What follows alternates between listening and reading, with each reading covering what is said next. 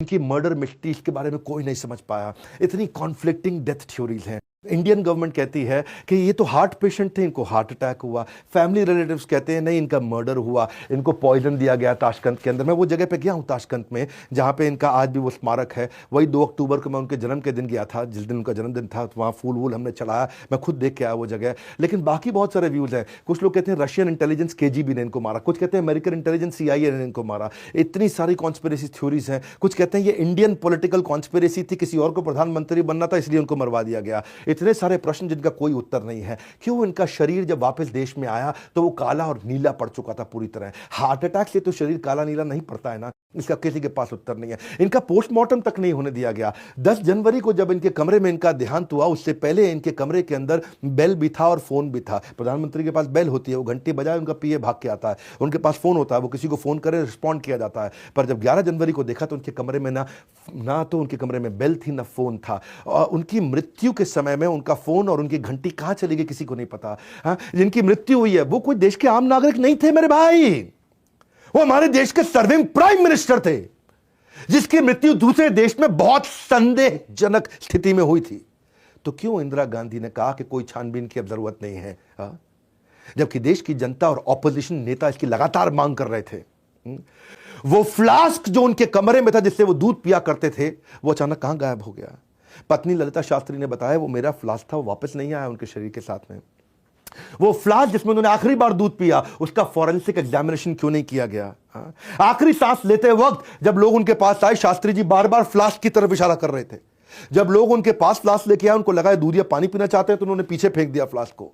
वो क्यों इशारा कर रहे थे बार बार उस फ्लास्क की तरफ। जब उनका पार्थिव शरीर भारत में आया, उनके चेहरे पे नीले और काले दाग देखने के बाद जब पूछा गया तो आनंद फानन पे उनके चेहरे पे फटाफट चंदन मल दिया गया। क्यों आखिरी दर्शन के लिए उनके परिवार, उनके बीवी बच्चों को उनके पास नहीं जाने दिया। क्यों उनके शरीर को नहलाने के समय में दोनों बेटों को उनके पास नहीं आने दिया। बहुत सारे प्रश्न हैं। उनकी गर्दन के पास में छेद था जिसमें से खून निकल रहा था। उसके अलावा उनकी पेट पे भी कुछ सर्जिकल मार्क्स थे, निशान थे, जिसका किसी ने कोई जवाब नहीं दिया। सारे जितने चश्मदीद गवाते, हेल्पर, होटल स्टाफ, वहां पे जो डॉक्टर थे, सिक्योरिटी, कुक्स, आज तक कोई किसी ने कभी मीडिया में आके बात नहीं करी। क्यों किसी ने कोई बात नहीं करी आज तक। उनकी घटना के कुछ सालों के बाद केवल 2 ही चश्मदीद गवाह थे। एक थे डॉक्टर RN चुग जो उनके पर्सनल फिजिशियन थे, और दूसरे थे रामनाथ, उनके अपने PA।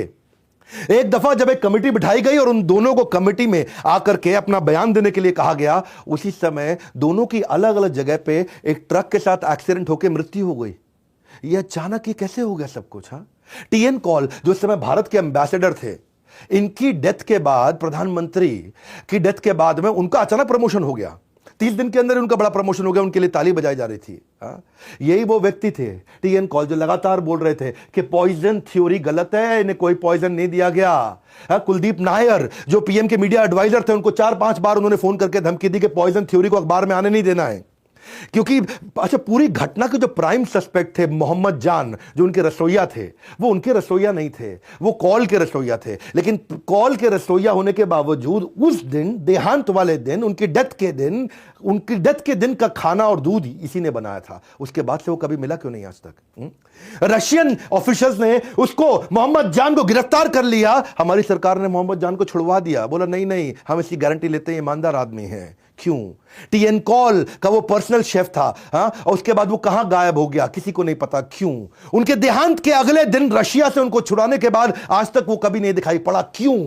उस दिन शास्त्री जी के डिनर को वही लेकर के गया था, और उसके बाद से अचानक कभी पता नहीं चला उसके बारे में। क्यों जब शास्त्री जी का पार्थिव शरीर प्लेन से भारत आया, सबके सब लोग रो रहे थे, और TN कॉल और इंदिरा गांधी हंस रहे थे, मुस्कुरा रहे थे। ऐसा क्यों? बहुत सारे ऐसे प्रश्न हैं। मैंने कई बार बोला है कि IBC एक ऐसा मॉडल है जिसको IBC बनना तो भी IBC बने, नहीं बनना तो भी बने, क्योंकि हम इसको ट्रेनिंग इतना दे देते हैं कि कोई भी अपना धंधा कर लो, एक बार IBC जरूर बन जाना। क्योंकि इस बार हमने एक नया रेवोल्यूशन लेकर के आए 2 साल के बाद। न्यू हायर इंडक्शन ट्रेनिंग जो IBC की हो रही है, वो हम अब अपने कॉर्पोरेट ऑफिस में करेंगे। तालियां तालियां तालियां, भयंकर तालियां, क्योंकि हर IBC जो हमारे यहाँ ज्वाइन कर रहा है वो आएगा और मेरी टॉप मैनेजमेंट के साथ आकर के अटेंड करेगा ट्रेनिंग। उसमें मैं भी रहूंगा। मैं हर बैच में नहीं होऊंगा, आप वैसे पता कर लेना अगर आप IBC बन रहे हो कि विवेक सर कौन से बैच में आ रहे हैं, मैं उसी में आऊंगा। विवेक सर कौन से बैच में आ रहे हैं, तो आप उसमें आओगे तो मेरी भी ट्रेनिंग अटेंड कर लोगे। हम हेड ऑफिस में आकर के देखना, इतना बड़ा इंफ्रास्ट्रक्चर है, इतने सैकड़ों लोग हमारे साथ में काम करते हैं। आकर के देखोगे आप IBC बनने के बाद, आप हमारे साथ डायरेक्ट बनना हो, बोर्ड लाइन नंबर पे फोन करके बन सकते हो, या देश में किसी भी फ्रेंचाइजी के पास जाकर के बन सकते हो।